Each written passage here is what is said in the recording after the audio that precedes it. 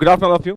पिछले revision class तक हमने degree of operating leverage, financial leverage और कंबाइंड लेवरेज, इन तीनों लेवरेजेस के सारे फॉर्मूलाज डिस्कस कर लिए थे, जितने भी ऑल्टरनेटिव फॉर्मूलाज थे। फिर हमने ब्रेक इवन पॉइंट्स जो तीन तरीके के होते हैं, operating break even point, financial break even point और ओवरऑल ब्रेक इवन पॉइंट, वो भी हमने डिस्कस कर लिया था। और इन सारे कॉन्सेप्ट से रिलेटेड मैंने आपको जो एग्जामिनेशन या फिर इंपॉर्टेंट एमसीक्यूज थे वो भी डिस्कस करवा दिए थे। तो बिना देरी के हम अपने बचे हुए कॉन्सेप्ट्स को आज रिवाइज करके इस चैप्टर को करते हैं कंप्लीट।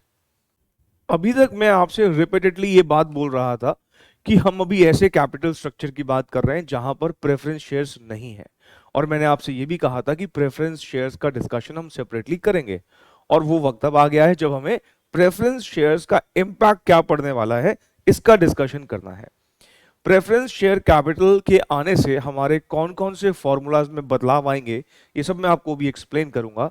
लेकिन उससे पहले आप मुझे सिंपल सी ये बात बताइए कि अगर हम अपने कैपिटल स्ट्रक्चर में प्रेफरेंस शेयर्स को रखते हैं तो हमारा ऑपरेटिंग रिस्क बढ़ेगा कि फाइनेंशियल रिस्क बढ़ेगा? सर, प्रेफरेंस शेयर्स को अगर हम अपने कैपिटल स्ट्रक्चर में लेके आते हैं, इसका मतलब ये भी एक फाइनेंसिंग का ही तो डिसीजन है कि हमें पैसा रेज करना है, प्रेफरेंस वालों से ले कि ना ले।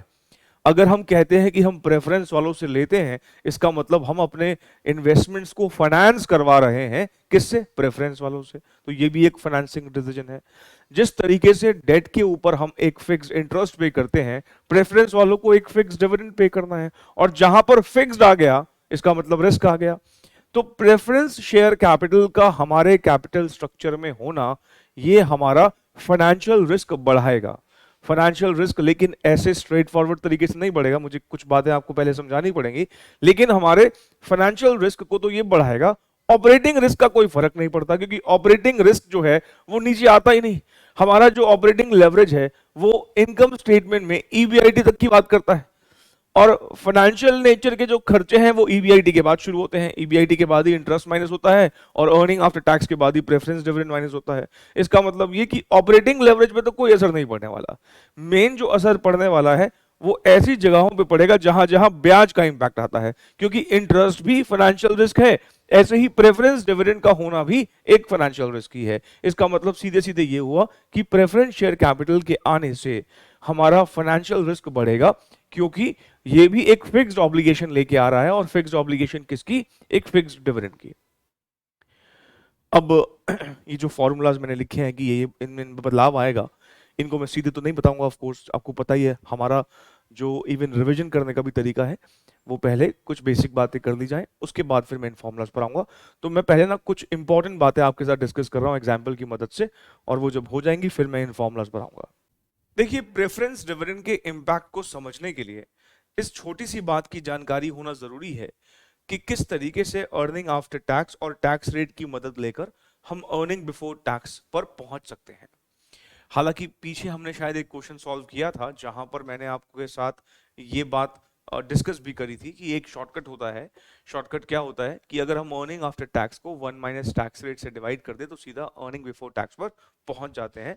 बट क्योंकि इस कॉन्सेप्ट का ना काफी यूज होने वाला है अभी प्रेफरेंस शेयर का कॉन्सेप्ट समझाने में, इसलिए मैं चाह रहा हूं कि मैं इसको फॉर्मली डिस्कस कर भी लेता हूं आपके साथ। अब अब कई बार बच्चे क्या करते हैं, उनको लगता है अच्छा अर्निंग आफ्टर टैक्स से अर्निंग बिफोर टैक्स पर पहुंचना है तो उसमें बड़ी क्या बात हो गई। वो क्या करते हैं, बिना कुछ ज्यादा दिमाग लगाए 600 रुपए लेते हैं।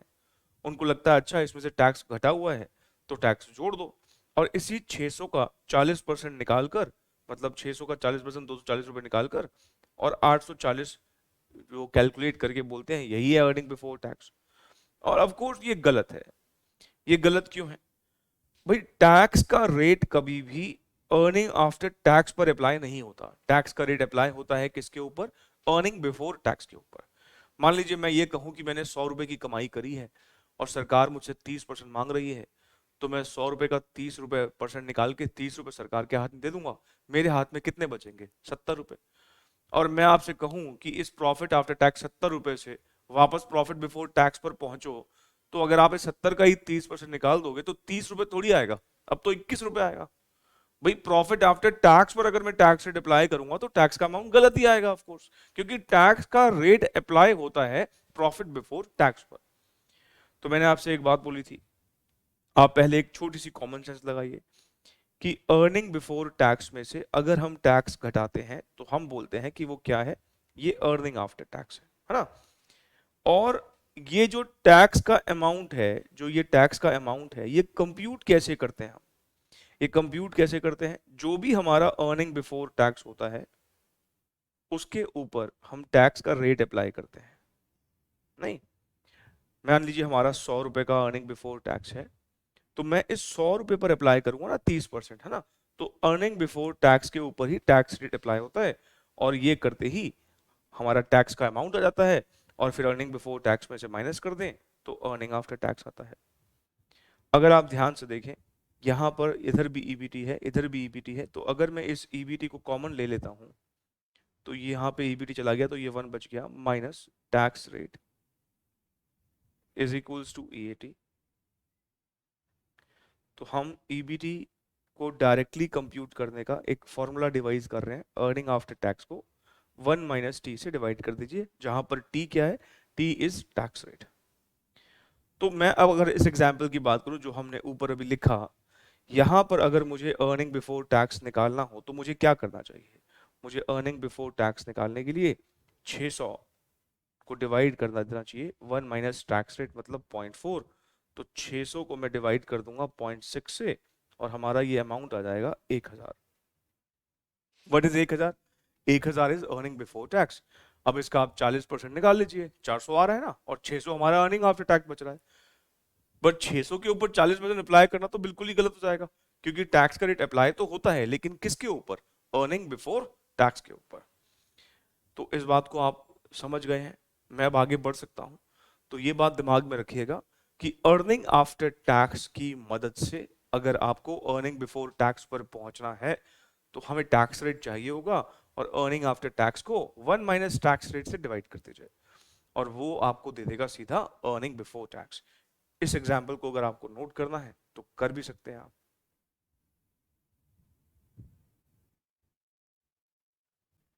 अब मैं एक एग्जाम्पल लेके ना प्रेफरेंस डिविडेंड का इम्पैक्ट समझाने लगा हूं, तो इसलिए अब आप पेन छोड़ के सामने मेरी बातों को बड़े ध्यान से सुनिएगा प्लीज। मान लीजिए अभी भी हमारे कैपिटल स्ट्रक्चर में ना प्रेफरेंस वालों का डिविडेंड नहीं है। सपोज ये नहीं है प्रेफरेंस डिविडेंड, ठीक। अब मान के चलिए अर्निंग आफ्टर टैक्स पे ही खत्म हो गया, प्रेफरेंस वालों का डिविडेंड नहीं है, और हमारे पास जो उधारी है उस पर हमें 1.5 लाख रुपए का ब्याज देना पड़ता है, ठीक। मैं आपसे इतनी इंफॉर्मेशन के बेसिस पर अगर आपसे पूछूं कि बताइए what is financial break even point, तो फाइनेंशियल ब्रेक इवन पॉइंट बोलते ही आपको क्या सुनाई दे रहा है कि मैं आपसे ईबीआईटी की डिमांड कर रहा हूं, और वो ईबीआईटी जहां पर ईपीएस जो है वो जीरो है। ईपीएस जीरो होने का मतलब हमारा अर्निंग आफ्टर टैक्स जीरो है, क्योंकि अब प्रेफरेंस वाला तो है नहीं, और अगर अर्निंग आफ्टर टैक्स जीरो है तो ईबीटी भी जीरो ही होगा। इसका मतलब हमने ये बात ऑब्जर्व करी थी कि अगर हमें फाइनेंशियल ब्रेक इवन पॉइंट निकालना हो ऐसे कैपिटल स्ट्रक्चर का जहां पर डेट ही है, प्रेफरेंस नहीं है, मतलब इक्विटी और डेट से ही फाइनेंसिंग ले रखी है, तो हम बोलेंगे financial break even point will be equal to interest on debt. क्योंकि फाइनेंशियल ब्रेक इवन पॉइंट मतलब आपको क्या सुनाई दे रहा है, ईबीआईटी कंप्यूट करना है, और ईबीआईटी उतनी ही कमानी है कि बाहर वालों का पैसा दे सके, मतलब इंटरेस्ट पे कर सके। तो आप बोलोगे कि ऐसे केस में हमारा ईबीआईटी 1.5 लाख अगर हो जाता है तो हमारा ईबीटी जीरो हो जाएगा, और यही हमारा फाइनेंशियल ब्रेक इवन पॉइंट है। क्योंकि फाइनेंशियल ब्रेक इवन पॉइंट मतलब ऐसा ईबीआईटी का लेवल जहां पर ईपीएस जीरो है। तो अगर प्रेफरेंस नहीं है तो हमने कहा था कि financial break even point will be interest on debt, मतलब 1.5 lakh will be the answer, ठीक। अब मैं बात थोड़ी सी बदल रहा हूं, मैं कह रहा हूं मान लीजिए कि हमें प्रेफरेंस वालों को डिविडेंड भी पे करना है, और प्रेफरेंस वालों का डिविडेंड जो पे करना है वो 25,000 पे करना है, ठीक है। और प्रेफरेंस डिविडेंड भी जो है वो भी एक फाइनेंशियल कॉस्ट ही है, वो भी एक फाइनेंशियल कॉस्ट है। अगर मैं प्रेफरेंस डिविडेंड को ले आऊं और आपसे पूछूं कि बताइए अब हमारा फाइनेंशियल ब्रेक इवन पॉइंट क्या होना चाहिए, तो सीधे सीधे जो दिमाग में एक हमें जो सोल्यूशन मिलता है, जो कि गलत होगा ऑफ कोर्स, जो सीधे सीधे प्राइमा फेसी जो हमें एक सोल्यूशन मिलता है, हम सोचते हैं ठीक है, जब प्रेफरेंस नहीं था तो हम उतनी ही कमाई कर रहे थे जितना ब्याज देना है, अब प्रेफरेंस है तो ठीक है, प्रेफरेंस वालों की भी कमाई कर लेते हैं। भाई ईपीएस जीरो करना है तो बच्चों को लगता है, ये लगता है कि जिस तरीके से पहले प्रेफरेंस नहीं था तो हम ईबीआईटी उतना ही कमा रहे थे जितना ब्याज देना था, अब प्रेफरेंस भी तो है तो ठीक है, अब कमाई थोड़ी बढ़ा लो, कितनी बढ़ा लो, प्रेफरेंस का अमाउंट और जोड़ दो। मतलब अगर हम बिना दिमाग लगाए सीधे सीधे अपना जवाब दे दें तो हम बोलेंगे कि 1,75,000 will be financial break even point, क्योंकि अब हम कमाई करेंगे दो लोगों के लिए, आउटसाइडर्स के लिए और ऐसे मालिक जिनको फिक्स कमिटमेंट से डिविडेंड देना है, मतलब प्रेफरेंस के लिए, तो टोटल 175 कमा लेते हैं। और 175 कमाएंगे तो हमारा ईपीएस जीरो आ जाएगा, पर ऐसा है नहीं। आप चेक करें, अगर हम 175 का ईबीआईटी कमाते हैं तो जानते हो हमारे पास ईबीटी जो है वो 25,000 रुपए आएगा, 1.5 लाख चलेगा ना। अब प्रॉब्लम क्या है कि बीच में बैठी है सरकार। सरकार को मान लो हमें अगर टैक्स देना है 50% के हिसाब से, कन्वीनियंस के लिए 50% मान लिया, तो हमारे 12,500 रुपए तो सरकार को देने में चले जाएंगे और बचे हमारे पास 12,500, 12,500 प्रॉफिट बचा, पर प्रेफरेंस वालों को तो 25 देने हैं। तो अगर देखा जाए तो ये फाइनेंशियल ब्रेक इवन पॉइंट कहां हुआ, आपने कहां कमाया कि आपके दोनों के कमिटमेंट्स पूरे हो गए, आपने तो कम कमाई करी। और जानते हो यहां स्ट्रेट फॉरवर्ड आंसर क्यों नहीं है, क्योंकि बीच में गवर्नमेंट भी है। आप मेरी बात को समझ रहे हैं, यहां पर मैं सीधे सीधे नहीं, जैसे मैंने पहले कहा था कि फाइनेंशियल ब्रेक इवन पॉइंट निकालना हो तो इंटरेस्ट जितना ईबीआईटी कमा लो, अब मैं ऐसा नहीं कह सकता कि अगर आपको फाइनेंशियल ब्रेक इवन पॉइंट निकालना है तो इंटरेस्ट और डिविडेंड के बराबर कमा लो, ऐसा नहीं बोल सकता इस बार। क्यों? क्योंकि बीच में सरकार भी इन्वॉल्व हो गई। और आप समझिए कि इंटरेस्ट और प्रेफरेंस डिविडेंड जो है ना, दोनों का नेचर डिफरेंट है। जो इंटरेस्ट है इसके लिए आपने कई बार ये सेंटेंस सुना होगा, it is charge against profits, और प्रेफरेंस डिविडेंड के लिए आपने ये वर्ड सुने होंगे कि ये एक एप्रोप्रिएशन है प्रॉफिट्स के अगेंस्ट। अब क्या मतलब होता है इसका? चार्ज अगेंस्ट प्रॉफिट्स का मतलब है कि इंटरेस्ट जो है ना वो एक टैक्स डिडक्टेबल एक्सपेंस है, मतलब सरकार को टैक्स देने से पहले जो प्रॉफिट आए हैं उसमें से इंटरेस्ट माइनस करना अलाउड है, मतलब इंटरेस्ट माइनस करने के बाद जो प्रॉफिट्स बचते हैं उस पर टैक्स हम पे करते हैं। लेकिन जब बात आती है प्रेफरेंस वालों को डिविडेंड देने की, तो सरकार कहती है पहले हमारे लिए अलग करो, हमें देने के बाद जो बचे उसमें से देना प्रेफरेंस वालों का डिविडेंड। कहने का मतलब प्रेफरेंस वालों का जो डिविडेंड है वो सरकार के टैक्स को देने के बाद जो प्रॉफिट बचते हैं उसमें से दिया जाता है, जो बचे हुए प्रॉफिट्स है, इसलिए हम बोलते हैं ये एप्रोप्रिएशन है। चार्ज का मतलब है कि सरकार को टैक्स देने के लिए जो प्रॉफिट निकाले जाते हैं उसमें से इंटरेस्ट माइनस करना अलाउड है, लेकिन ये माइनस करना अलाउड नहीं है, पहले सरकार को टैक्स दो उसके बाद जो बचे हुए प्रॉफिट्स हैं उस पर डिविडेंड पे किया जाता है। और यही कारण है कि हम यहां स्ट्रेट फॉरवर्ड नहीं बोल सकते कि आप इंटरेस्ट और प्रेफरेंस डिविडेंड को मिला के जो अमाउंट आ रहा है उतना ही कमाई कर लो ईबीआईटी की, तो आपका ब्रेक इवन पॉइंट आ जाएगा। देखो कहां आया, हमने अगर 1,75 की कमाई करी तो हमारे पास 12,500 शॉर्ट पड़ गए, हमारा अर्निंग आफ्टर टैक्स 12,500 का है, जबकि प्रेफरेंस वालों को 25,000 रुपए देने हैं, कहां पड़े पूरे। तो ये तो समझ में आता है कि हम फाइनेंशियल ब्रेक इवन पॉइंट अब ऐसा नहीं कह सकते कि interest on debt plus preference dividend ऐसा कर लो तो फाइनेंशियल ब्रेक इवन पॉइंट आ जाएगा, ऐसा हम देख पा रहे हैं कि नहीं आ रहा। तो फिर हम क्या करें? अब देखिए यहां पर मैं आपके सामने ना यहां पर कुछ रिवर्स कैलकुलेशन करूंगा तो आपको बात थोड़ी सी ज्यादा बेहतर अब समझ में आएगी। हम financial break even point compute करना चाह रहे हैं, हमारे पास ये दो फिक्स्ड खर्चे हैं, एक इंटरेस्ट का और एक प्रेफरेंस वालों का डिविडेंड। अब आप मुझे पहले ये बताइए कि फाइनेंशियल ब्रेक इवन पॉइंट की डेफिनेशन क्या होती है? डेफिनेशन थोड़ी बदल जाएगी, फॉर्मूला बदलेगा बस। क्या डेफिनेशन होती है? Sir it is that level of EBIT at which EPS is निल। इसका मतलब हमें अभी भी ईपीएस जीरो ही चाहिए। ईपीएस जीरो होने का मतलब यह है कि मान लो हमारे नंबर ऑफ इक्विटी शेयर्स अगर सपोज 50,000 हैं भी, तो क्या दिक्कत है? अगर ईपीएस जीरो आई है इसका मतलब न्यूमरेटर पक्का जीरो रहा होगा। जीरो को आप नंबर ऑफ इक्विटी शेयर से डिवाइड कर लो या किसी भी एक शेयर से डिवाइड कर लो, अगर मैं जीरो को किसी से भी डिवाइड करूंगा तो जीरो ही आएगा। ईपीएस जीरो होने का मतलब है earning available for equity share holder भी जो है वो जीरो है। भाई हम ब्रेक इवन पॉइंट कह रहे हैं, ब्रेक इवन पॉइंट का मतलब जो असली मालिक हैं, असली मालिक कौन है? इक्विटी, उनके लिए कुछ नहीं छोड़ना, उनके लिए जो अमाउंट अगर जीरो बचता है तो हम बोलते हैं हाँ ये ब्रेक इवन पॉइंट है, फाइनेंशियल ब्रेक इवन पॉइंट। तो हमें इक्विटी वालों के लिए जीरो बचाना है, मतलब कुछ नहीं बचाना। हमने कहा ठीक है, ईपीएस जीरो तभी आएगी जब earning available for equity share holder zero आएगा। और क्योंकि हमें प्रेफरेंस वालों को 25,000 रुपए देने हैं तो ध्यान रखें हमें 25,000 का अर्निंग आफ्टर टैक्स कमाना पड़ेगा। 25,000 का क्या कमाना पड़ेगा? 25,000 का अर्निंग आफ्टर टैक्स कमाना पड़ेगा। अब आप जरा सोचिए, हमें 25,000 का अर्निंग आफ्टर टैक्स कमाना है, और अर्निंग आफ्टर टैक्स पर पहुंचने के लिए उससे पहले बीच में सरकार खड़ी है, और सरकार कह रही है जितना भी अर्निंग बिफोर टैक्स कमाओगे आधा हमारा है आधा हमारा है। इसका मतलब यह हुआ कि अगर हमें अर्निंग आफ्टर टैक्स 25 का चाहिए तो अर्निंग बिफोर टैक्स तो मुझे 50 कमाना पड़ेगा। सोचिए, अगर मुझे अर्निंग आफ्टर टैक्स 25 का चाहिए, अर्निंग आफ्टर टैक्स 25 का क्यों चाहिए? क्योंकि प्रेफरेंस वालों का डिविडेंड 25 है। तो मुझे अगर अर्निंग आफ्टर टैक्स 25 का चाहिए तो अर्निंग बिफोर टैक्स तो ज्यादा ही चाहिए होगा। कितना ज्यादा चाहिए होगा? उसमें टैक्स का अमाउंट जोड़ लीजिए। इसका मतलब यह है कि ये 50,000 पर आने के लिए हम कह सकते हैं, क्योंकि अर्निंग आफ्टर टैक्स 25 चाहिए, अर्निंग आफ्टर टैक्स से अर्निंग बिफोर टैक्स पर अगर पहुंचना हो तो डिवाइड किससे कर देते हैं? 1 माइनस टी से। What is 1 minus T? Tax rate 50% है, तो 1 माइनस 0.5, तो 25 अपॉन 0.5 करोगे तो 50 आ जाएगा। और 50,000 का मुझे अगर ईबीटी चाहिए और 1.5 लाख रुपए मुझे ब्याज के भी कमाने हैं, तो टोटल मेरी ईबीआईटी कितनी होनी चाहिए? 2 लाख रुपए की। आप मेरी बात को समझ रहे हैं? यहां पर हम कह रहे हैं कि ठीक है, हम पहले डेफिनेशन को ही दिमाग में रखें। हमने कहा जो डेफिनेशन है, किसकी डेफिनेशन? हमने कहा जो डेफिनेशन है फाइनेंशियल ब्रेक इवन पॉइंट की, वो डेफिनेशन है it is that level of EBIT eight which EPS is निल। हमने कहा ठीक है, ईपीएस 0 चाहिए। अगर ईपीएस 0 है तो अर्निंग अवेलेबल फॉर इक्विटी भी कितना होगा? 0 ही होगा।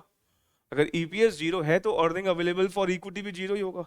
अगर अर्निंग अवेलेबल फॉर इक्विटी 0 है, इसका मतलब मुझे अर्निंग आफ्टर टैक्स सिर्फ उतना ही कमाना है कि प्रेफरेंस वालों का डिविडेंड दे सके। हमने कहा ठीक है, 25,000 का अर्निंग आफ्टर टैक्स कमा लेते हैं। लेकिन अगर अब हम देखें कि अर्निंग आफ्टर टैक्स अगर 25 का कमाना है तो अर्निंग बिफोर टैक्स तो ज्यादा ही कमाना पड़ेगा, क्योंकि बीच में सरकार भी आ जाती है। तो कितना कमाऊं? क्योंकि सरकार यहाँ पे टैक्स का रेट 50% है, तो मुझे अर्निंग बिफोर टैक्स डबल कमाना पड़ेगा। मैं 50 कमाऊंगा तब जाके मैं 25 सरकार के दूंगा और बचे हुए 25 का प्रेफरेंस वालों को डिविडेंड दूंगा।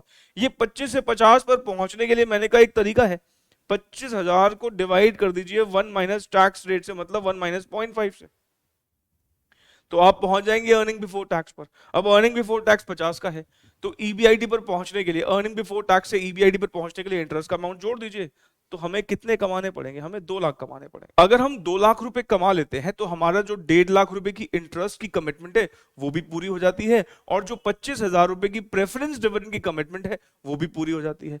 लेकिन ये दोनों कमिटमेंट्स का सम टोटल तो 1,75,000 है, तो हमें 2 लाख मतलब ज्यादा क्यों कमाने पड़ रहे हैं? ज्यादा इसलिए कमाने पड़ रहे हैं क्योंकि बीच में सरकार भी आ जाती है। सरकार ने बोल रखा है कि प्रेफरेंस वाले जो हैं वो मालिक लोग हैं, उनको देने से पहले, उनको कुछ भी देने से पहले हमारा टैक्स पहले पे कर देना। पहले हमारा टैक्स दो, उसके बाद जो बचे उसमें से प्रेफरेंस वालों को देना। अब अगर प्रेफरेंस वालों को टैक्स माइनस करने के बाद देना है तो मुझे फिर कमाई ज्यादा ही करनी पड़ेगी। तो मैं अगर अब फाइनली आपके सामने एक फाइनेंशियल ब्रेक इवन पॉइंट का फॉर्मूला डिवाइस करूं ऐसे कैपिटल स्ट्रक्चर में जहां पर प्रेफरेंस शेयर्स भी है, तो वो कैसा दिखेगा हमको, आइए जरा देख लेते हैं। हमने कहा भाई देखिए, अगर हमें अब financial break even point compute करना है तो हमें इंटरेस्ट की कमाई तो करनी ही करनी है, उसमें तो कोई दो राय नहीं है। मतलब फाइनेंशियल ब्रेक इवन पॉइंट जब आप निकालिए, इंटरेस्ट ऑन डेट की कमाई तो करनी है, 1.5 लाख रुपए की कमाई तो करेंगे, साथ में हमको प्रेफरेंस डिविडेंड सिर्फ नहीं कमाना, क्योंकि सरकार के लिए भी कमाना है। तो अब हम कह रहे हैं कि भाई देखो, प्रेफरेंस डिविडेंड को डिवाइड कर दो 1 माइनस टी से। सर इसका क्या मतलब है? देखिए, 25,000 रुपए प्रेफरेंस वालों का डिविडेंड है, लेकिन हमने कहा 25 कमाएंगे तो बात नहीं बनेगी, सरकार के लिए भी कमाना पड़ेगा। अब आप जरा सोचिए, बड़े ध्यान से मेरी बात को सोचिएगा। अगर हम फाइनेंशियल ब्रेक इवन पॉइंट की बात कर रहे हैं तो फाइनेंशियल ब्रेक इवन पॉइंट पर प्रेफरेंस वालों का डिविडेंड और ये जो अर्निंग आफ्टर टैक्स है, ये दोनों इक्वल होंगे। मुझे बताइए क्या बिल्कुल सही बात कह रहा हूं मैं? फिर से बोलता हूं, अगर हम फाइनेंशियल ब्रेक इवन पॉइंट की बात कर रहे हैं तो ईपीएस 0 चाहिए, मतलब इक्विटी वालों के लिए 0 प्रॉफिट चाहिए। अगर इक्विटी वालों के लिए 0 प्रॉफिट चाहिए तो इसका मतलब ये कि हमें प्रेफरेंस डिविडेंड बिल्कुल किसके बराबर कमाना है, मतलब हमारा अर्निंग आफ्टर टैक्स किसके बराबर होना चाहिए? प्रेफरेंस डिविडेंड के बराबर। मतलब फाइनेंशियल ब्रेक इवन पॉइंट पर ये दोनों बराबर होंगे। तो अगर मैं यहां प्रेफरेंस डिविडेंड लिख रहा हूं या फिर मैं यहां पर अर्निंग आफ्टर टैक्स लिखूं, बात तो एक ही है। भाई यहाँ प्रेफरेंस डिविडेंड लिखो या अर्निंग आफ्टर टैक्स लिखो, फाइनेंशियल ब्रेक इवन पॉइंट की नजर से देखोगे तो बात तो एक ही है, क्योंकि फाइनेंशियल ब्रेक इवन पॉइंट पर preference dividend will be equal to earning after tax. अगर ये अर्निंग आफ्टर टैक्स है, अगर ये अर्निंग आफ्टर टैक्स है, तो 1 माइनस टी से डिवाइड करते ही ये क्या बन जाएगा सर? 1 माइनस टी से डिवाइड करते ही ये ईबीटी बन जाएगा, ये ईबीटी बन जाएगा। और ईबीटी में इंटरेस्ट जोड़ते ही क्या बन जाता है? ईबीटी में इंटरेस्ट जोड़ते ही ईबीआईटी बन जाता है। और ईबीआईटी ही तो होता है financial break even point. Financial break even point किसके टर्म्स में बताया जाता है? फाइनेंशियल ब्रेक इवन पॉइंट जो है वो ईबीआईटी के टर्म्स में बताया जाता है। तो हमने बेसिकली क्या समझा? हमने कहा भाई देखो, हमें ना ईबीआईटी तक पहुंचना है, ईबीआईटी तक पहुंचना है। मैंने कहा पहले ना आप प्रेफरेंस डिविडेंड ले लो, प्रेफरेंस डिविडेंड ले लो, या फिर आप फाइनेंशियल ब्रेक इवन पॉइंट के पॉइंट ऑफ व्यू से बात करोगे तो preference dividend is nothing but earning after tax ही नहीं। और अगर मैं अर्निंग आफ्टर टैक्स को 1 माइनस टी से डिवाइड कर देता हूं तो ये हमारा क्या बन जाता है? ये हमारा अर्निंग बिफोर टैक्स बन जाता है। और इसमें इंटरेस्ट जोड़ देता हूं तो ये क्या बन जाता है?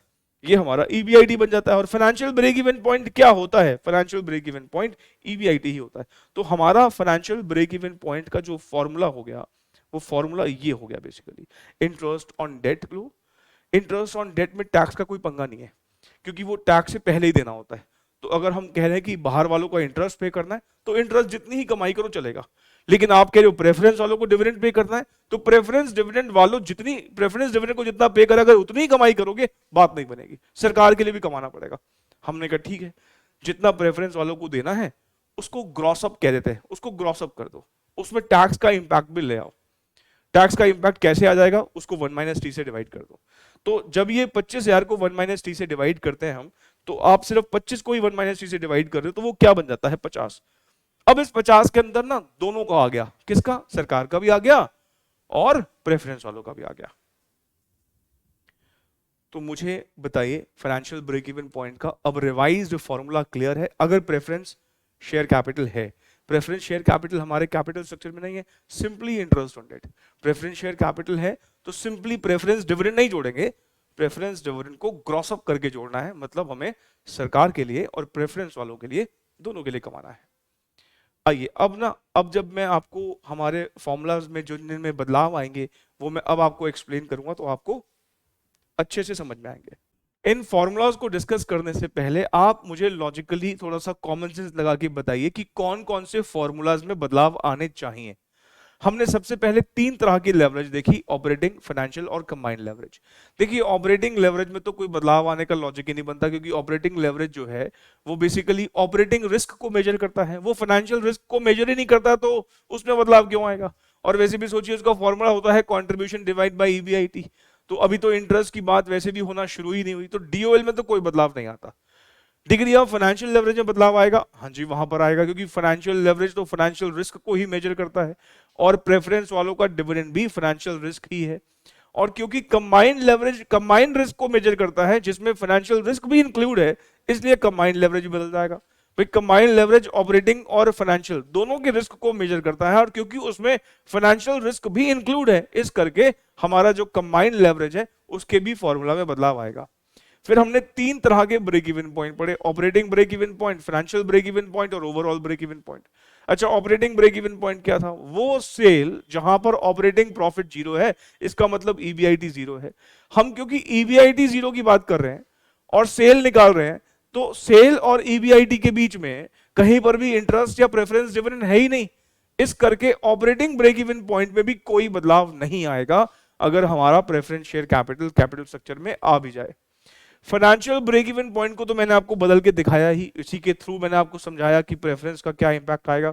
इसका मतलब फाइनेंशियल ब्रेक इवन पॉइंट में बदलाव आएगा और ओवरऑल ब्रेक इवन पॉइंट में भी बदलाव आना चाहिए, क्योंकि ओवरऑल ब्रेक इवन पॉइंट क्या था? जैसे फाइनेंशियल ब्रेक इवन पॉइंट था वो ईबीआईटी जहां पर ईपीएस जीरो है, ओवरऑल ब्रेक इवन पॉइंट है वो सेल जहां पर ईपीएस जीरो है। अब क्योंकि ईपीएस जीरो होने का मतलब हमें प्रेफरेंस वालों का डिविडेंड भी कमाना है, इंटरेस्ट भी कमाना है और फिक्स ऑपरेटिंग कॉस्ट भी कमानी है, क्योंकि ओवरऑल ब्रेक इवन पॉइंट में फाइनेंशियल जो हमारे खर्चे हैं, मतलब इंटरेस्ट वगैरह, प्रेफरेंस डिविडेंड, वो भी इंक्लूड हो जाते हैं, उनके लिए भी कमाई करनी पड़ती है, इसलिए ओवरऑल ब्रेक इवन पॉइंट भी बदलेगा। तो अगर मैं सिंपल वर्ड्स में बोलूं, जहां जहां इंटरेस्ट जाएगा वहां वहां प्रेफरेंस डिविडेंड भी आएगा, लेकिन प्रेफरेंस डिविडेंड सिर्फ ऐसे ही नहीं आएगा, उसमें टैक्स का भी इंपैक्ट लेना पड़ेगा, मतलब ग्रॉस अप करके आएगा। और अगर हम सारे फॉर्मूलाज देखें तो डीओएल और ऑपरेटिंग ब्रेक इवन पॉइंट इसको छोड़ दें, बाकी के सारे फॉर्मूलाज में प्रेफरेंस डिविडेंड का इंपैक्ट आना है। अब याद रखने का बहुत सिंपल तरीका है, आपको ये फॉर्मूलाज के लिए कोई अलग से मेहनत नहीं करनी है। आपको सिंपली क्या करना है, जिस भी फॉर्मूला में हम जिस भी फॉर्मूला की बात करें और जहां पर हम इंटरेस्ट लिखें, जहां भी इंटरेस्ट लिखें, आपको बस ये करना है, साथ में प्रेफरेंस डिविडेंड को जोड़ देना है। इंटरेस्ट जहां भी लिखोगे प्रेफरेंस डिविडेंड को जोड़ देना है, लेकिन सीधे सीधे प्रेफरेंस डिविडेंड नहीं, उसको ग्रॉस अप करके जोड़ना है। मतलब ये प्रेफरेंस डिविडेंड तो क्योंकि टैक्स देने के बाद वाला है, तो हमें ऐसे करना है कि प्रेफरेंस डिविडेंड की भी कमाई हो जाए और सरकार के लिए भी कमाई हो जाए। तो प्रेफरेंस डिविडेंड को 1 - t से डिवाइड करके जोड़ना है। मतलब जहां जहां पे इंटरेस्ट आ रहा है ना, किसी भी फॉर्म में, अभी सारे दिखाऊंगा आपको, जहां जहां इंटरेस्ट है आप एक चीज और जोड़ दो, क्या, प्रेफरेंस डिविडेंड, लेकिन ग्रॉस अप करके। ग्रॉस अप करने का क्या मतलब है, 1 - t से डिवाइड करके। अब हमारा ओवरऑल ब्रेक इवन पॉइंट का हमने फॉर्मूला क्या डिस्कस किया था, हमने कहा था फिक्स कॉस्ट और इंटरेस्ट की रिकवरी करनी है। हमने कहा अभी भी वही बात है, हमें फिक्स कॉस्ट और इंटरेस्ट की रिकवरी करनी है, लेकिन इंटरेस्ट के साथ क्या जोड़ देंगे, पीडी। लेकिन पीडी सिंपली नहीं, क्रॉस अप करके डिवाइड कर देंगे 1 - t से। मतलब जहां जहां इंटरेस्ट है वहां पर पीडी अपॉन 1 - t हमें करके जोड़ना है। ऐसे ही अगर हमें रुपीज में चाहिए तो पीवी रेशो आएगा, ठीक है, लेकिन इंटरेस्ट के साथ क्या जोड़ देंगे, पीडी अपॉन 1 - t। तो फिलहाल मैं सिर्फ ब्रेक इवन पॉइंट की ही बात करूं, फाइनेंशियल ब्रेक इवन पॉइंट का हम पहले फॉर्मूला पढ़ रहे थे, सिंपली इंटरेस्ट ऑन डेट निकाल दो, वही फाइनेंशियल ब्रेक इवन पॉइंट है। लेकिन अब हम कह रहे हैं कि अगर प्रेफरेंस शेयर कैपिटल है तो इंटरेस्ट ऑन डेट के साथ मुझे प्रेफरेंस डिविडेंड भी जोड़ना है, लेकिन सीधे नहीं जोड़ना, उसको ग्रॉस अप करके जोड़ना है। ग्रॉस अप करने का मतलब है उसको मुझे बिफोर टैक्स बनाना है। बिफोर टैक्स बनाने के लिए पीडी को डिवाइड कर देंगे 1 - t से। ओवरऑल ब्रेक इवन पॉइंट अगर यूनिट्स में निकालना था, पहले तो हम कह रहे थे fix cost plus interest divide by contribution per unit, लेकिन अब हम कह रहे हैं fix cost plus interest plus preference dividend divide by 1 - t divided by contribution per unit. और अगर रुपीस में चाहिए हो, पहले था fix cost plus interest divide by PV ratio, अब हम क्या बोल रहे हैं, fix cost plus interest plus PD upon 1 - t divided by PV ratio. यहां तक क्लियर होता है? हाँ जी सर। अब आ जाते हैं डीएफएल। अब ऐसे आप देखोगे तो आपको थोड़ा सा समझ में कम आएगा, लेकिन मैं जब आपके सामने थोड़ा सा दूसरे तरीके से प्रेजेंट करूंगा, आपको कि अरे सर यही तो बात थी, इतनी सिंपल बात थी। आइए जरा देखें, मुझे बताइए प्रेफरेंस शेयर अगर ना हो तो हमारा डीएफएल का फॉर्मूला क्या होता है? सर प्रेफरेंस शेयर्स ना हो तो डीएफएल का फॉर्मूला होता है ईबीआईटी अपॉन ईबीटी, यही होता है। हाँ सर, न्यूमरेटर और डिनोमिनेटर में, न्यूमरेटर और डिनोमिनेटर में किस चीज का फर्क होता है? सर इंटरेस्ट का ही तो फर्क है भाई। आप अगर देखें, जब हम सिंपली डीओएल निकाल रहे थे तो कंट्रीब्यूशन अपॉन ईबीआईटी था, और कंट्रीब्यूशन और अपॉन ईबीआईटी में फर्क किस चीज का होता है? फिक्स कॉस्ट का। ऐसे ही यहां पर भी आप देखें, न्यूमरेटर और डिनोमिनेटर में फर्क किस चीज का है, जिसका ये रिस्क मेजर करता है? इंटरेस्ट का। अगर मैं कह रहा हूं प्रेफरेंस डिविडेंड नहीं है तो हमारा सिंपली फॉर्मूला क्या होता है, ईबीआईटी अपॉन ईबीटी, और इन दोनों के बीच में फर्क किस चीज का है? इंटरेस्ट का। अच्छा, क्या मैं इसको ऐसे लिख सकता हूं, EBIT upon EBIT minus interest? हाँ सर बिल्कुल लिख सकते हो भाई। ईबीटी मींस व्हाट, ईबीआईटी में से इंटरेस्ट माइनस करके ईबीटी आता है। क्या यहां तक क्लियर है आपको? हाँ सर बिल्कुल क्लियर है, कोई दिक्कत वाली बात नहीं। ये फॉर्मूला मैं फिर से पूछ रहा हूं, आपसे फिर से पूछ रहा हूं, क्या ये फॉर्मूला होता है जब प्रेफरेंस डिविडेंड ना हो? हाँ सर यही फॉर्मूला होता है, ईबीआईटी अपॉन ईबीटी, और ईबीटी को हम लिख सकते हैं ईबीआईटी माइनस इंटरेस्ट। मैं कह रहा हूं जहां जहां इंटरेस्ट है साथ में प्रेफरेंस डिविडेंड को और ले आओ, लेकिन प्रेफरेंस डिविडेंड ऐसे ही मत लाना, प्रेफरेंस डिविडेंड को ग्रॉस अप करके लाना। मतलब मैं आपसे ये कह रहा हूं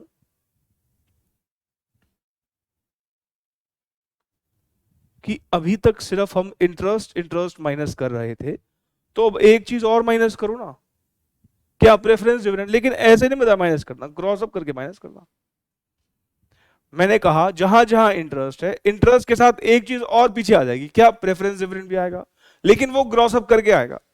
आपने खुद बोला हाँ ये फॉर्मूला होता है, मैंने कहा अभी तक सिर्फ आपने इंटरेस्ट माइनस किया था, एक चीज और माइनस करो, और वो क्या, प्रेफरेंस डिविडेंड। लेकिन ऐसे ही मत माइनस करना, ग्रॉस अप करके माइनस करना। क्या ये बात समझ में आती है?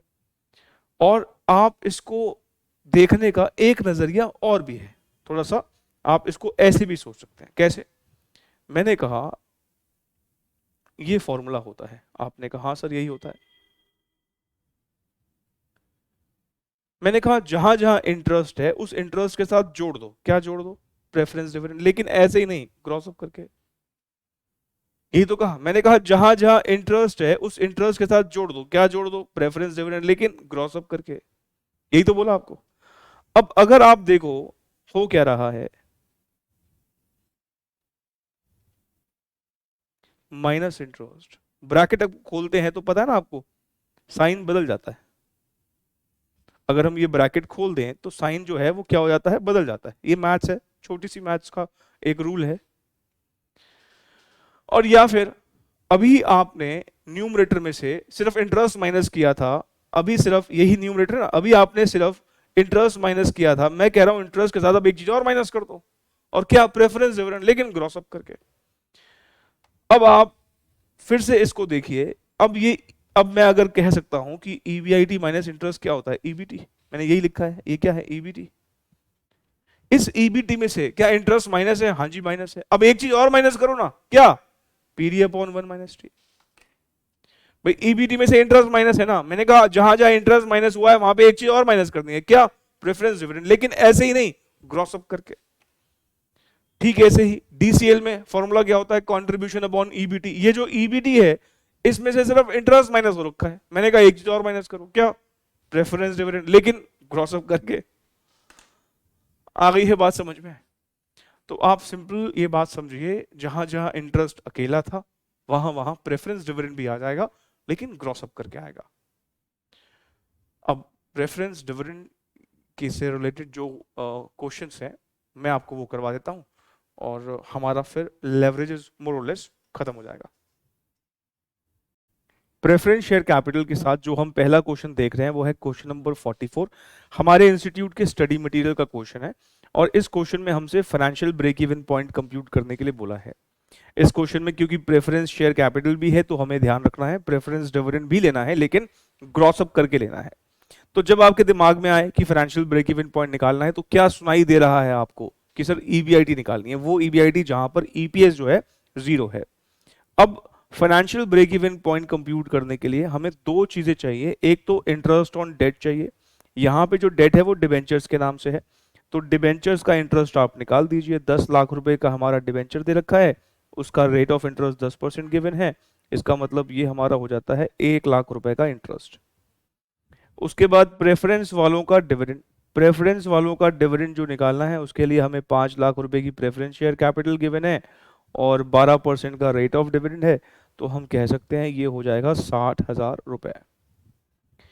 अब हम निकाल लेते हैं financial break even point. Financial break even point हम अगर कहते हैं तो हमें बेसिकली ईबीआईटी सुनाई देता है, और हमें वो ईबीआईटी कंप्यूट करना है जहां पर ईपीएस 0 हो। तो अब हम इंटरेस्ट ऑन डेट तो लेंगे, साथ में प्रेफरेंस डिविडेंड भी लेंगे, लेकिन प्रेफरेंस डिविडेंड जो है वो ग्रॉस अप करके लेंगे। ग्रॉस अप करने का मतलब सरकार के लिए भी कमाना है भाई। तो 1 lakh plus 60,000 divided by 1 minus tax rate यहाँ पर 40% है तो उसको 0.40 लिखा जा सकता है। 1 लाख प्लस 60,000 को अगर हम 0.6 से डिवाइड करते हैं तो ये भी 1 लाख ही आता है। इसका मतलब हमारा फाइनल आंसर हो जाएगा 2 लाख। 2 लाख ए इज द आंसर। इस क्वेश्चन में अगर हम वेरिफिकेशन करें तो कुछ इस तरीके से होगा। नहीं, हमने ईबीआईटी कितना कंप्यूट किया है? ईबीआईटी 2 लाख रुपए का कंप्यूट किया है। इस 2 लाख रुपए की ईबीआईटी में से हमें ब्याज कितना देना है? 1 लाख रुपए। इंटरेस्ट देने के बाद ईबीडी कितना बचेगा? 1 लाख रुपए का। सरकार लेकिन बीच में आ जाएगी, सरकार को 40,000 रुपए देने पड़ेंगे, और जो बचेगा वो एग्जैक्टली किसके बराबर होगा? वो एग्जैक्टली बराबर होगा हमारे प्रेफरेंस वालों के डिविडेंड के लिए। प्रेफरेंस वालों को डिविडेंड देते ही इक्विटी वालों के लिए कुछ नहीं बचेगा, और अगर ईएई 0 है तो ऑफकोर्स ईपीएस भी 0 ही होगा। और अगर आप देखें हमारे इस क्वेश्चन में, अगर आप देखिए हमारे जो नंबर ऑफ इक्विटी शेयर्स हैं क्योंकि 5 लाख रुपए की कैपिटल है, 100 रुपए का एक शेयर है, तो उसका मतलब नंबर ऑफ इक्विटी शेयर हो गए 5000। अगर मैं जीरो को 5000 से डिवाइड करूंगा तो ऑफ कोर्स जीरो ही तो आने वाला है, तो ईपीएस क्या हो जाएगी, जीरो। तो ये वो ईबीआईटी है जहां पर ईपीएस जीरो है। इंस्टीट्यूट के स्टडी मैट में अगर आप इस इलस्ट्रेशन को देखोगे तो उन्होंने एक क्लरिकल मिस्टेक कर रखी है, मतलब वहां पर जो आंसर गलत निकाल रखा है, उनसे गलती क्या हो गई, उन्होंने जब, अगर आप इंस्टीट्यूट का स्टडी मटेरियल देखोगे तो वहां पर ना 60,000 की जगह गलती से उन्होंने 6 लाख ले लिया है, और उन्होंने जो प्रेफरेंस डिविडेंड वाला पोर्शन है, ये वाला पोर्शन, वो गलती से 10 लाख निकाल दिया, मतलब 11 लाख निकाल दिया। और ये कोई कॉन्सेप्चुअल एरर नहीं है, जिसने भी कैलकुलेशंस करी है उससे थोड़ा सा क्लरिकल मिस्टेक हो गई है, ठीक है। तो आप इसी आंसर को सही मानिए, एग्जाम में अगर आएगा तो करेक्ट होके आएगा। अगला क्वेश्चन सीएस प्रोफेशनल का है, दिसंबर 2020 में आया था, हमारे एग्जाम में हाजिर आ सकता है। यहां पर हमसे फाइनेंशियल लेवरेज कंप्यूट करने के लिए बोला है, और ऑफ कोर्स इस क्वेश्चन में डिफरेंट क्या है, यहां पर प्रेफरेंस शेयर कैपिटल है। अब हम पहले डीएफएल का फॉर्मूला अगर लिखे हैं, क्योंकि प्रेफरेंस शेयर कैपिटल हमारा फॉर्मूला बदलेगा। नॉर्मल वाला फॉर्मूला क्या था सर, ईबीआईटी अपॉन ईबीटी हुआ करता था, और ये ईबीटी निकालते वक्त आपने अभी सिर्फ इंटरेस्ट माइनस कर रखा है ना। मैं कह रहा हूं क्योंकि सिर्फ इंटरेस्ट माइनस कर रखा है, तो जहां जहां इंटरेस्ट है वहां पर एक चीज और कंसीडर करो, क्या, प्रेफरेंस डिविडेंड, लेकिन ग्रॉस अप करके। क्योंकि यहां से सिर्फ इंटरेस्ट माइनस हो रखा है, तो हम कह रहे हैं कि यहां से हम अब प्रेफरेंस डिविडेंड भी माइनस करेंगे, लेकिन ग्रॉस अप करके माइनस करेंगे। और मैं अगर इस फॉर्मूला को फिलहाल थोड़ा सा क्लैरिटी के लिए अभी मैं बदल दूं तो कुछ ऐसा लिख सकता हूं मैं आपके लिए, ईबीटी की जगह मैं लिख रहा हूं EBIT minus interest minus preference dividend divided by 1 minus T. क्या इसमें कोई दिक्कत है? मैंने कहा भाई पहले सिर्फ इंटरेस्ट इंटरेस्ट माइनस होता था, अब आपको एक चीज और माइनस करनी है, लेकिन उसके साथ ध्यान रखना है कि उसे ग्रॉस अप करके हमें माइनस करना है। पीडी को ग्रॉस अप करने का मतलब है 1 माइनस टी से हमें डिवाइड करना है। अब आप जरा मुझे पहले इंटरेस्ट का अमाउंट बताइए। सर इंटरेस्ट का अमाउंट यहां पर अगर हम निकालते हैं 2.5 लाख रुपए का 8%, डिबेंचर्स का 2.5 लाख का 8% अगर हम कर देते हैं, ये आ रहा है 20,000 रुपए। ये हमारा हो गया इंटरेस्ट। प्रेफरेंस वालों का डिविडेंड हमारा 1 लाख का 10% हो गया 10,000 रुपए, ये हमारा आ गया प्रेफरेंस डिविडेंड। और ईबीआईडी आपको इस क्वेश्चन में गिवन ही है।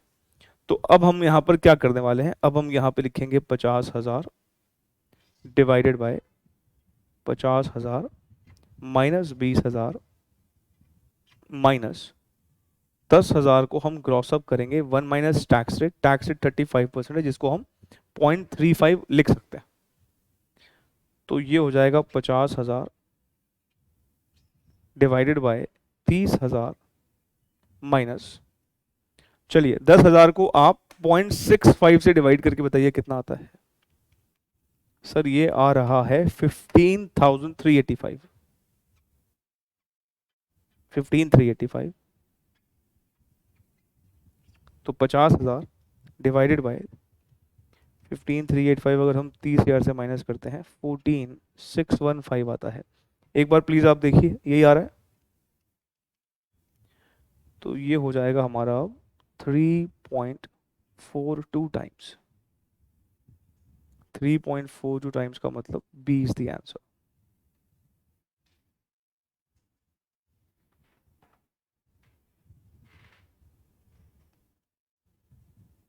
ठीक है, बढ़ा जाए आगे। Question number 46। भाई एक बात बताओ, दिसंबर 2020 में 45 और 46 बेसिकली एक ही क्वेश्चन था, दो कंपनीज का डेटा दे रखा था और दोनों कंपनीज का फाइनेंशियल लेवरेज निकालना था। मैंने उस एक क्वेश्चन से दो एमसीक्यू बना दिए, ठीक है। तो आप देखोगे 45 एग्जैक्टली 46 जैसा ही है, तो इसको जल्दी से कर लेते हैं, आइए जरा। डिबेंचर्स यहां पर 8%, 3 लाख रुपए के दे रखे हैं, 3 लाख रुपए के डिबेंचर का मतलब हो गया हमारा इंटरेस्ट हो जाएगा 24,000, है ना। अच्छा, हमारा 1.5 लाख रुपए का 10% प्रेफरेंस डिविडेंड हो जाएगा 15,000। ये हमारा इंटरेस्ट है, ये हमारा प्रेफरेंस डिविडेंड है। और क्योंकि हमें, अगर हमारा डीएफएल का फॉर्मूला देखोगे, डीएफएल का फॉर्मूला क्या होता है, ईबीआईटी। अब मैं सीधा फॉर्मूला लिख रहा हूँ, ठीक है। हमारा फॉर्मूला क्या होता है, ईबीटी। क्योंकि ये ईबीटी निकालते वक्त सिर्फ इंटरेस्ट माइनस है, हमें एक चीज और माइनस करनी है, और वो क्या, पीडी अपॉन 1 माइनस टी। अब ईबीटी निकालने के लिए, ईबीटी निकालने के लिए हमें क्या चाहिए होता है, ईबीआईटी चाहिए होता है, और उसमें से हमें इंटरेस्ट माइनस करना पड़ता है। ईबीआईटी हमारा है 1.25, माइनस 24,000, 1,25 माइनस 24 तो 1,01,000 आ जाएगा ना। ठीक है, अब आप फॉर्मूला में पुट कर दीजिए, DFL is equals to 1,25,000, 1,01,000 minus 15,000 का प्रेफरेंस डिविडेंड है डिवाइडेड बाय 1 माइनस 0.35। 1,25,000, 1,01,000 माइनस 15,000 को 0.65 से डिवाइड करके बताइए सर। 15,000 को 0.65 से डिवाइड करके आ रहा है 23,077। तो 1,25,000 डिवाइडेड बाय 23,077, ये हो गया 77923। 1,25 डिवाइडेड बाय 77923, 1.60 आ रहा है। D is the answer. ठीक है, ये हो गया हमारा क्वेश्चन नंबर 46 भी। चलिए आगे बढ़ते हैं। क्वेश्चन नंबर 47, ये CS एग्जीक्यूटिव का ही क्वेश्चन है, दिसंबर 2019 में आया। आइए जरा पढ़ लेते हैं क्या लिखता है। Capital structure of Neel limited is as under. Equity capital plus reserves and surplus दे रखा है। ध्यान रखें प्रेफरेंस शेयर्स हैं, 10% प्रेफरेंस शेयर्स हैं 50 लाख रुपए के। इसका मतलब प्रेफरेंस डिविडेंड हो जाएगा 5 लाख रुपए का। प्रेफरेंस डिविडेंड यहां निकालना चाहें तो 5 लाख रुपए का प्रेफरेंस डिविडेंड हो जाएगा।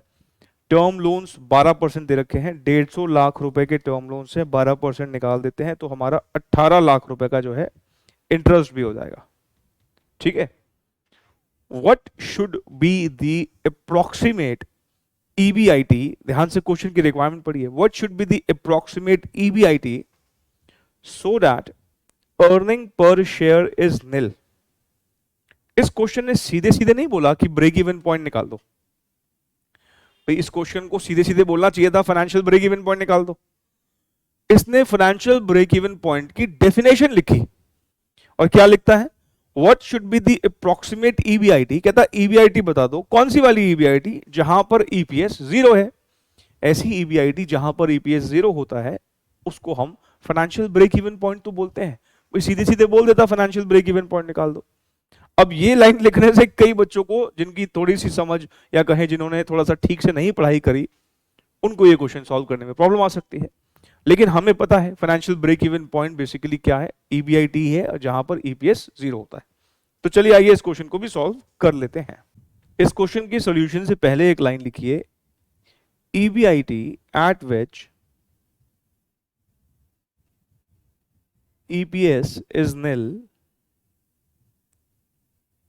is known as financial break-even point। ठीक है, तो हमारा फाइनेंशियल ब्रेक इवन पॉइंट यहां पर आ जाएगा। कैसे, दो चीजें लेनी है, इंटरेस्ट और प्रेफरेंस डिविडेंड को ग्रॉस अप करके लेना है। इंटरेस्ट हमारा है यहां पर 18 लाख, लैक्स में क्योंकि आंसर दे रखे हैं सारे तो हम भी ऐसा करते हैं लैक्स में ही लिखते हैं, 18 लैक्स प्लस प्रेफरेंस डिविडेंड है 5 lakhs divided by 1 minus T कितना है, टैक्स रेट कितना है 35%, तो 18 लैक्स प्लस 5 को 0.65 से डिवाइड करो, 5 को 0.65 से डिवाइड करते हैं तो ये कुछ 7.69 आ रहा है, 7.69 लैक्स और इसमें 18 लाख जोड़ दो तो ये हो जाता है 25.69 लैक्स। 25.69 मतलब C is the correct answer। अगला क्वेश्चन जो हम कर रहे हैं वो एक कॉमन इंफॉर्मेशन बेस्ड क्वेश्चन है और इसके बेसिस पे 5 क्वेश्चन सॉल्व होंगे 48 से लेकर 52। हमारे ये एग्जाम में क्वेश्चन एज इट इज भी आ सकता है या इसमें से रिलेवेंट इंफॉर्मेशन निकाल के वो एक आध MCQ भी पूछ सकता है। ठीक है, हमें मेनली कॉन्सेप्ट पर फोकस करना है। यहां पर हमें जो इंफॉर्मेशन दे रखी है वो लैक्स में इंफॉर्मेशन दे रखी है सारी की सारी, और हमें सेल्स पता है, वेरिएबल कॉस्ट पता है, फिक्स कॉस्ट पता है, देखा जाए तो हमें उसने इनकम स्टेटमेंट दी हुई है, लेकिन इनकम स्टेटमेंट जो है इसने थोड़ी सी कंजूसी कर दी ठीक से बनाने में, और वो क्या कि कंट्रीब्यूशन नहीं निकाला। हमें कंट्रीब्यूशन की जरूरत पड़ सकती है। सेल्स 50 लाख रुपए की है, उसमें से वीसी माइनस कर देते हैं 10 लाख रुपए का, तो हमारा कंट्रीब्यूशन निकल आता है 40। फिर उसमें से फिक्स कॉस्ट माइनस करते हैं 20 का, तो हमारा ईबीआईटी आ जाता है 20, है ना, ऐसे ही होता ना। और उसके बाद तो सब कुछ ठीक दे रखा है, इसने बस कंट्रीब्यूशन नहीं निकाला, उसने वेरिएबल और फिक्स कॉस्ट दोनों एक साथ माइनस करके ईबीआईटी कंप्यूट कर दिया। चलिए कोई बात नहीं, पहला जो पार्ट है यहां पर वो डीओएल है, डीओएल कंप्यूट करने के लिए बोला है।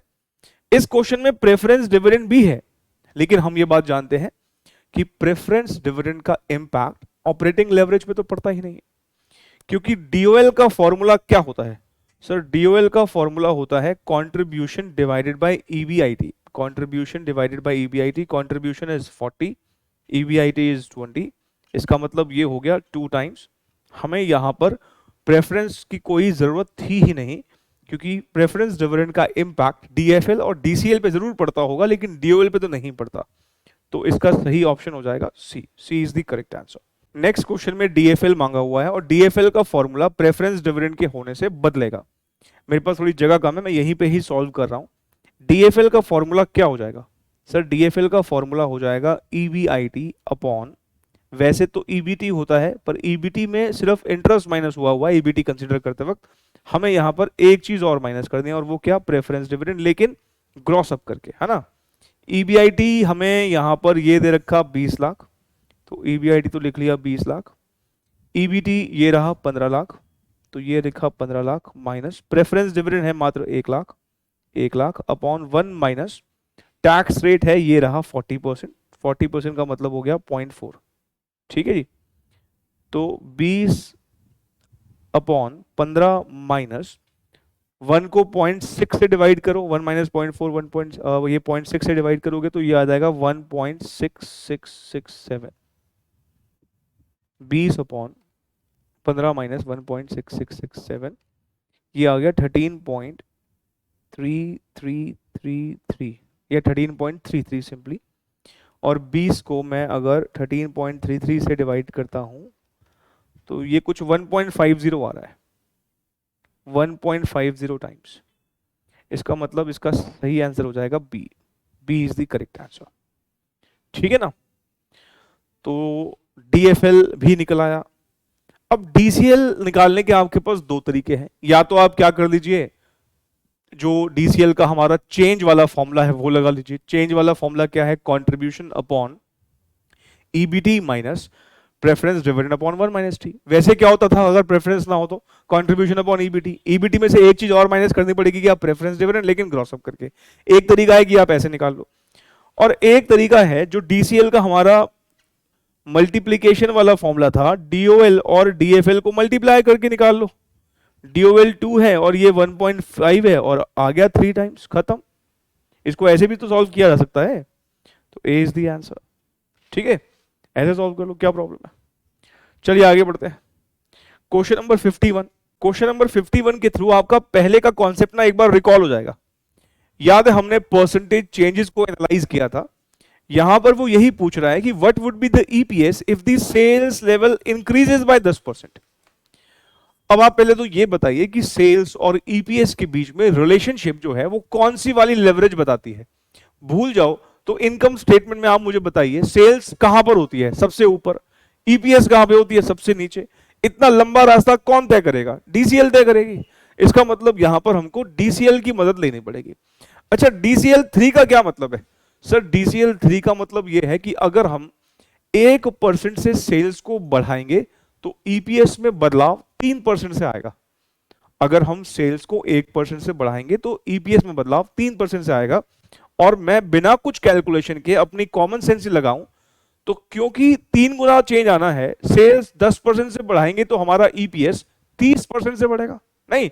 लेकिन हम इसको प्रॉपर फॉर्मली अगर लिखें, अब मैं यहां क्वेश्चन 51 यहां सॉल्व कर रहा हूं, नीचे जगह क्योंकि इसके लिए चाहिए होगी। पहले तो एक बात लिखिए, the relationship between sales and EPS is explained by DCL। Basic formula से DCL हम निकाल चुके हैं 3 टाइम्स है। अब हमें परसेंटेज चेंज वाला फॉर्मूला अगर यूज करें तो percentage change in EPS divided by percentage change in sales. DCL 3 है,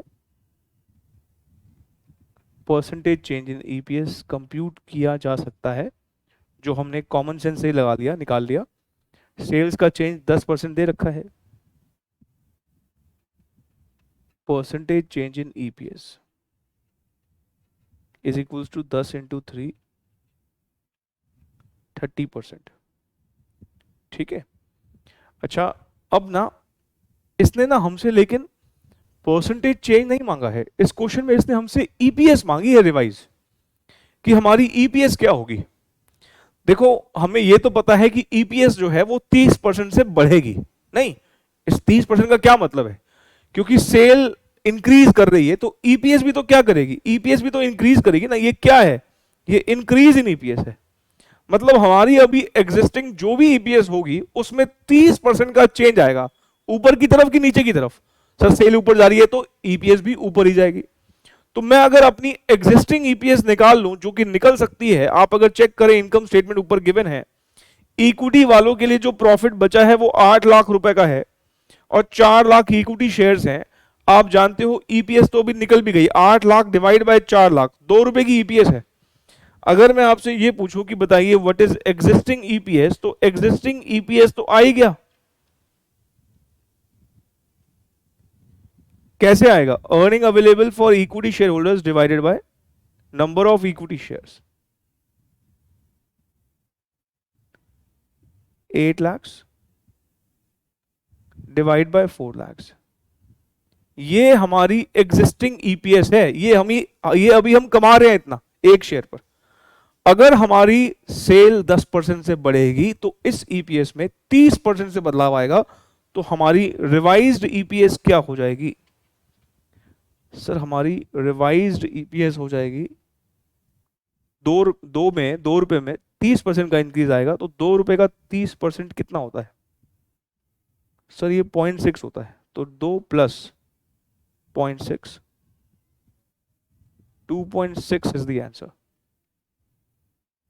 अब इस तरह के क्वेश्चन ना रेगुलर बैच में तो हम बहुत सारे प्रैक्टिस करते हैं ताकि कॉन्फिडेंस बढ़े, बट रिवीजन क्लास के पॉइंट ऑफ व्यू से भी देखोगे तो मेरे ख्याल से आपकी क्लैरिटी बढ़ी ही होगी, और जिन्होंने पहले पढ़ रखा है उनको पुरानी बातें याद आ गई होंगी। तो 51 का सही आंसर है सी, 2.6। क्वेश्चन नंबर 52 का आप देखोगे एसेंस तो सेम ही है, यहां पर भी EPS ही मांगा है, लेकिन इस बार सेल को गिराने के लिए बोला है और 20% से गिराने के लिए बोला है। अब क्योंकि DCL तो 3 टाइम्स है, इसका मतलब अब सेल गिरी है तो EPS भी गिरेगी, लेकिन 3 गुना, मतलब 20 का 3 गुना होता है, 60% से गिरेगी। ठीक है, तो आइए जरा इस क्वेश्चन को भी देख लेते हैं कैसे करना है। Question number 52। अब मैं वो लाइन नहीं लिख रहा हूं कि सेल्स और EPS के बीच में DCL रिलेशनशिप बताती है, वो सेम बात हम नहीं लिख रहे हैं। DCL हमारा 3 है, percentage change in EPS divided bye, ये सेल्स का चेंज 20% का दे रखा है, तो परसेंटेज चेंज इन EPS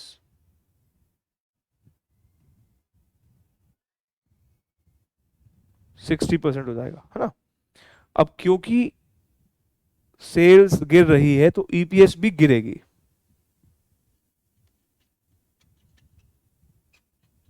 तो हमारा रिवाइज्ड EPS क्या हो जाएगा, 2 माइनस 2 का 60%, 0.8। 0.8 का मतलब हमारे ऑप्शंस में हो जाएगा डी।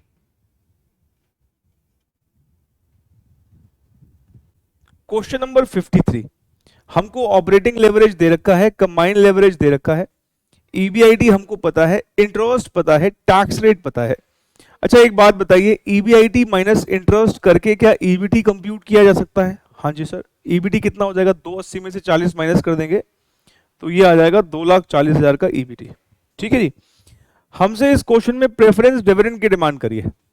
बहुत ऑब्वियस सी बात है, प्रेफरेंस डिविडेंड अगर निकालने के लिए बोला है इसका मतलब हमारे कैपिटल स्ट्रक्चर में प्रेफरेंस शेयर्स हैं। और इस क्वेश्चन में हमको ऑपरेटिंग लेवरेज और कंबाइंड लेवरेज दे रखा है, और डीसीएल का जो ये फॉर्मूला जो होता है जिसमें हम डीओएल को डीएफएल से मल्टीप्लाई करते हैं, ये यूज करके हम अगर चाहें तो डीएफएल कंप्यूट कर सकते हैं। तो डीएफएल हमारी आ जाएगी इस फॉर्मूला की मदद से 1.75। एक बार आप चेक करिए। और जैसे ही हमने डीएफएल निकाल लिया, अब ध्यान रखना प्रेफरेंस डिविडेंड मांगा है, इसका मतलब प्रेफरेंस शेयर कैपिटल है, और डीएफएल का जो फॉर्मूला है वो बदल के लगेगा। बदल के मतलब EBIT divided by EBD minus preference dividend divided by 1 minus tax rate. DFL 1.75 है, ईबीआईटी 2,80,000 है, ईबीटी आपने ऊपर देख ही लिया 240 है, माइनस प्रेफरेंस डिविडेंड हमको निकालना है 1 माइनस टैक्स रेट मतलब 1 माइनस 0.5। अभी तक क्वेश्चंस में पीडी होता था, इसमें पीडी निकालना है, बस इतना ही फर्क है। तो अब आप इसको सॉल्व कर सकते हो। बताइए भाई, हो जाएगा सॉल्व? आइए देख लेते हैं। 1.75 2,40,000 minus preference dividend upon 0.5 is equals to 2,80,000। 2,80,000 को हम डिवाइड कर दें अगर 1.75 से तो 160 आता है। कहने का मतलब ये है कि मैं अगर इसको कुछ ऐसे कर दूं, 2,40,000 minus preference dividend upon 0.5 is equals to 2,80,000 upon 1.75, तो हमारा हो जाएगा 2,40,000 माइनस, ये सॉल्व करोगे तो 160 आ रहा है। ठीक है, 1,60,000 is equals to preference dividend divided by 0.5। तो प्रेफरेंस डिविडेंड हमारा आ जाएगा, ये माइनस करते 80 आ रहा है। 80,000 को 0.5 से मल्टीप्लाई कर दीजिए, preference dividend will B 40,000।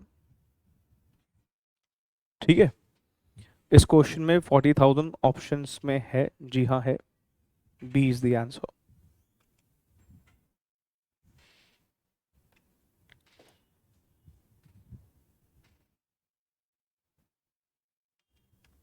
Question number 54 जो है वो दिसंबर 2017 की प्रोफेशनल एग्जाम में आया, और इस क्वेश्चन में क्या करना है आइए जरा पहले पढ़ लेते हैं।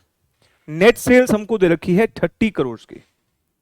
फिर अगली लाइन लिखता है कि earning before interest and tax of the company as a percentage of net sales is 15%। मतलब ये कहना चाह रहा है कि आपको अगर ईवीआईटी कंप्यूट करना है तो सेल्स जो है ना, सेल्स जो कि 30 करोड़ की है उसका 15% निकाल दीजिए, तो ये आ जाएगा 4.5 crore. This is the EBIT. तो ईवीआईटी आ गया 4.5 करोड़। फिर हमें बता रखा है भाई हमारी कंपनी में किस किस का पैसा लगा है। इक्विटी वालों के 12 करोड़ लगे हैं, 13% प्रेफरेंस शेयर्स है 5 करोड़ रुपए के।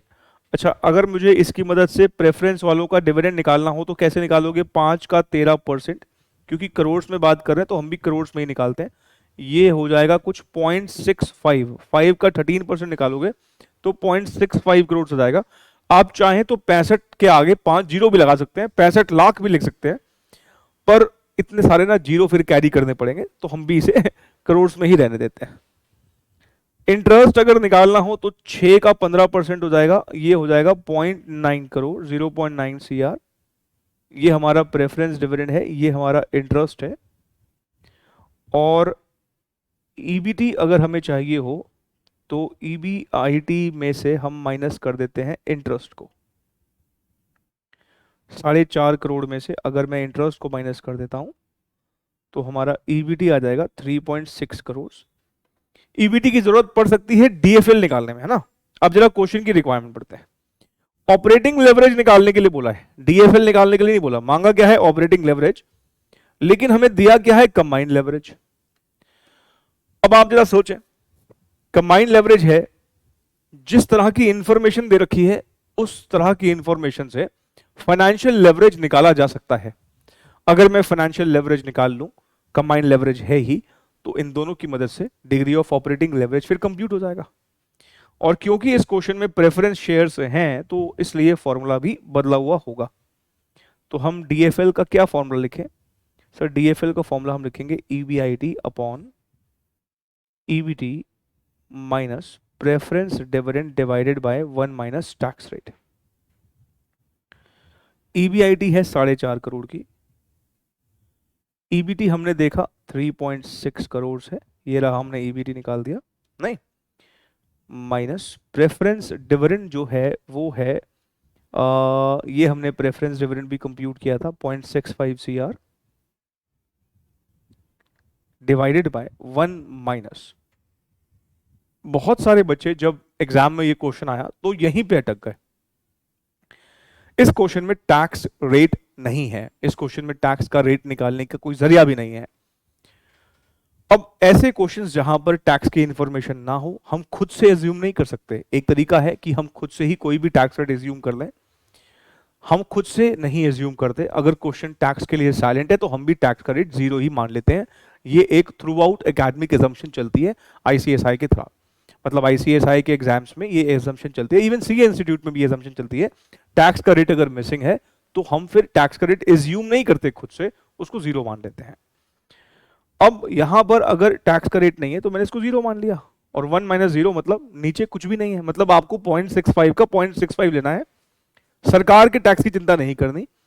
हम टैक्स रेट 0 मान के ये एज्यूम कर रहे हैं हम किसी टैक्स हेवन कंट्री में हैं, दुबई वगैरह में है, या किसी और ऐसी कंट्री जहां पर टैक्स का रेट या तो है ही नहीं या फिर नेग्लिजिबल है। ठीक है, चलिए अब हम यहां पर क्या करें, अब हम यहां पर 4.5 करोड़ डिवाइडेड बाय 3.6 माइनस 0.65 करो, 3.6 माइनस 0.65 2.95 आता है ये, तो 4.5 डिवाइडेड बाय 2.95 ये हो गया 1.525। ये हमारा क्या निकल आया? डीएफएल निकल आया। हमें लेकिन ऑपरेटिंग लेवरेज चाहिए। डीओएल या कहें कि डीसीएल निकालने का तरीका होता है, डीओएल को मल्टीप्लाई करते हैं डीएफएल से। डीसीएल हमें इस क्वेश्चन में गिवन है 3,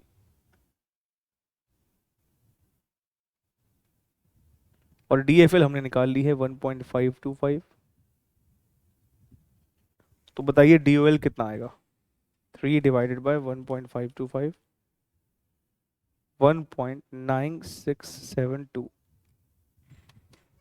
1.967 हमारे ऑप्शन में है, ए इज द करेक्ट आंसर।